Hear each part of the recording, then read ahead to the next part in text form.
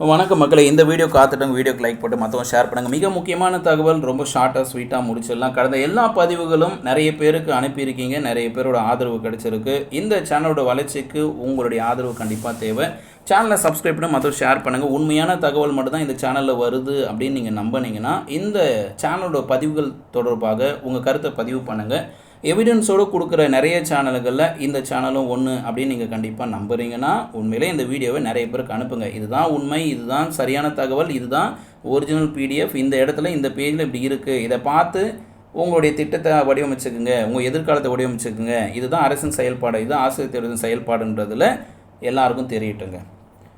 மின்னுறு நூலகம் மற்றும் பாட வல்லுநர்கள் தரவுத்தளம் ஒன்று உருவாக்குறாங்க ஆசிரியர் தேர்வாத்தில். இது ஏற்கனவே உருவாக்கி இருக்காங்க. இருந்தாலும் தமிழக வெற்றி கழகத்தில் என்ன பண்ணியிருக்காங்கன்னா, ஆசிரியர் தேர்வு வாரியத்தின் நூலகம் புதுப்பிக்கப்பட்ட குறிப்பு நூல்கள், ரெஃபரன்ஸ் புக்கு மற்றும் பட்டியலிடப்பட்ட பாட வாரியான வல்லுநர்களின் விரிவான விவரங்கள் கொண்ட தரவுத்தளத்துடன் கூடிய மின்னுறு நூலமாக மேம்படுத்த திட்டமிடப்பட்டுள்ளது. அதாவது 2 விஷயங்களை பண்ணுறாங்க.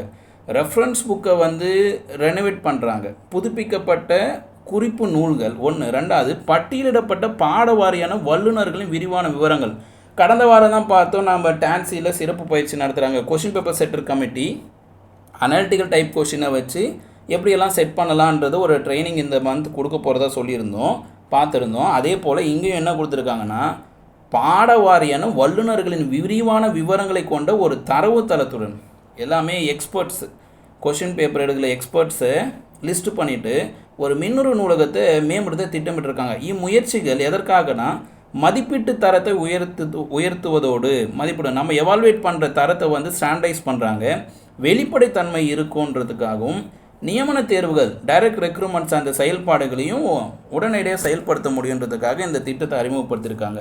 இது மிக முக்கியமான பதிவு. இந்த பதிவு ஆசிரியர் தேர்வாரியத்துடைய செயல்பாடுகளில் இருக்குது. இது தமிழக வெற்றி கழகம் முன்னெடுத்து செய்கிறது. ஏற்கனவே பல ஆட்சிகள் இதை செய்தாலும் இந்த ஆட்சியில் இதை புதுசாக ஒரு இனிஷியேட் பண்ணிக்கிறதுனால தமிழக வெற்றி கழகத்தை நம்ம பாராட்ட தயங்கக்கூடாது. இந்த ஒரு செயல்பாடுக்காக ஒரு பாராட்டை தெரிவித்துக் கொள்வோம். மீண்டும் அடுத்த பதிவை காத்திருங்கள். அடுத்த பதிவு மிக முக்கியமான பதிவாக இருக்கும்.